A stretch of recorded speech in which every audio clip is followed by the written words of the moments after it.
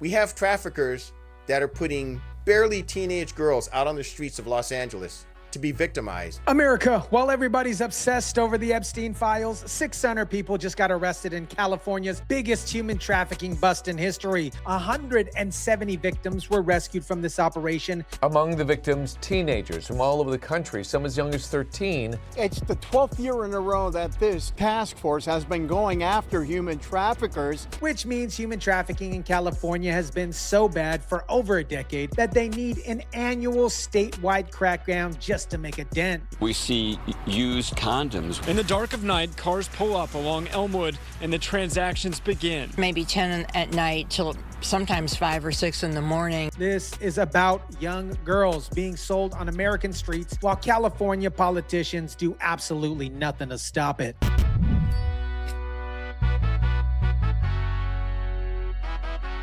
What is up, guys? Tyson DeLaCruz here. Thank you so much for rocking with me. Let me show you how California has become a human trafficking capital of America while pretending to actually care about victims. Operation Reclaim and Rebuild is a coordinated effort between local, state, and federal law enforcement. The last week of January 2025, they conducted a statewide sweep, and here's what they found. Statewide arrest, over 600 people arrested. Victims rescued, 156 adults and 14 children. LA County specifically, 12 adults and 5 children rescued. The youngest victim, only 13 years old. Multiple firearms seized from trafficking operations. Human trafficking and child exploitation are devastating crimes that target the most vulnerable amongst us. This operation makes it very clear that California will absolutely not be a refuge to predators. Sheriff Robert Luna says California will absolutely not be a refuge to PDFs. But here's the problem. This is the 12th consecutive year that they had to do this operation. If California wasn't a quote-unquote refuge for PDFs, why do they need annual statewide crackdowns? Why are they arresting 600 people at a time and it's still happening? The answer here is pretty simple. California policies protect traffickers more than they protect victims. Sanctuary city policies mean illegal immigrants can traffic humans without the fear of deportation. Soft on crime DA means traffickers get slaps on wrists. And progressive politicians care more about criminal justice reform than they do about 13-year-olds being sold on the streets. Now, let me show you where these victims came from, because it's not just a California problem. This is a nationwide trafficking pipeline that funnels vulnerable people into Los Angeles. Listen to where these children are trafficked from. And these children did not come from one place. They came from Chicago, from Oklahoma, from Missouri, tribal lands in the Muskogee Creek Nation, and from communities right here in the state of California. Think about that. Traffickers are taking kids from tribal lands, from poor neighborhoods in Chicago, from communities all over the country, and bringing them to California, where they know that they can operate with almost impunity. This isn't random. This is organized. This is a business model. And notice the pattern. A lot of these kids are coming from vulnerable communities, tribal lands where oversight is weak, poor neighborhoods where kids might not have strong family structures, places where people aren't looking out for them. Traffickers target these communities because they know nobody's going to come looking for them. But here's what law enforcement won't tell you. California is the destination for this pipeline because traffickers know the state won't prosecute them aggressively. They know sanctuary city policies protect them. They know progressive DAs will offer plea deals. They know they can traffic humans in California with minimal consequences. Now, let me show you how brazen these operations have become, because traffickers aren't hiding in warehouses or industrial areas. They're running brothels out of regular houses in residential neighborhoods where families live. The LA Regional Human Trafficking Task Force investigated a citizen's complaint about a suspected residential brothel in Walnut, California.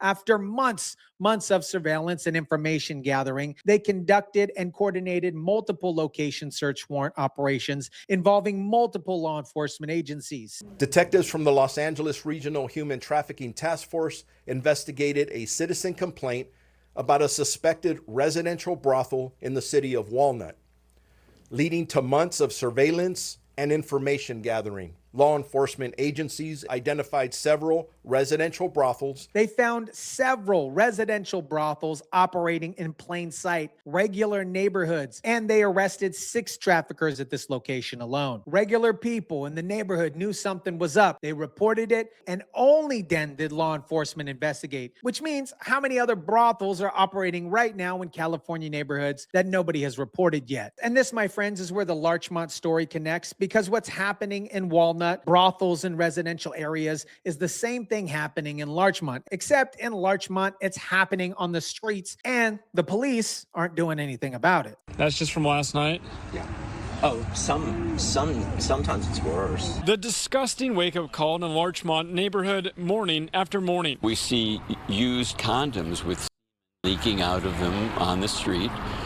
Sometimes they're covered in blood. Listen to what this resident has to deal with every single morning. He sees used condoms with liquid leaking out of them on the street. This is a family neighborhood. There's an elementary school nearby where their parents walk their children every morning, and they're stepping over used rubbers because prostitution is happening all night long and the city can't stop it. 10 at night till sometimes 5 or 6 in the morning. Inside vehicles, on the sidewalk. Right here, my room is right there. And sometimes just feet from family homes. A couple were having sex right here on the bench. On the bench, right outside your house. Right outside the house. And here's what makes this even more infuriating. Neighbors have to put up yard signs warning that surveillance cameras are on, and elected officials are aware of this. They've contacted the police. They've contacted city council, and nothing changes. Sometimes it's violent.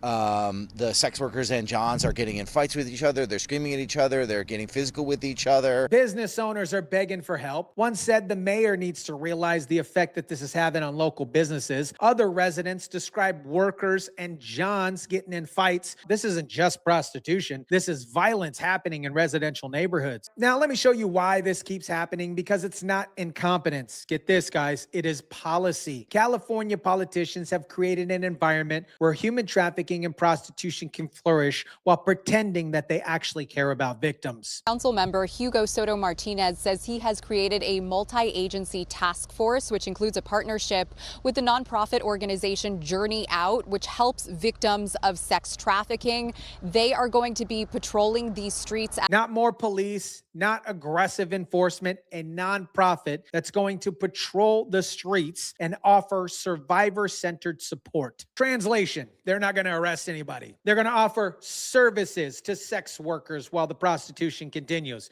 because California politicians care more about not criminalizing sex workers than about families who can't let their children play outside because there's used rubbers everywhere on the sidewalk. And remember what the LA County District Attorney admitted during the trafficking bust press conference. How embarrassing that I can actually say we have corridors of human sex trafficking throughout Los Angeles County. That Los Angeles County is one of the epicenters of human sex trafficking in the entire nation. This is a multi-billion-dollar industry. It is nothing less than modern slavery. The DA himself admits LA is a ship of human trafficking, and his solution asked state leaders to make trafficking a felony for adults as well as minors. But here's the problem. Trafficking of a minor is already a felony. Trafficking of an adult is only a misdemeanor. So you can kidnap a grown woman, force her into prostitution, sell her body against her will, and that's the same level of crime as shoplifting.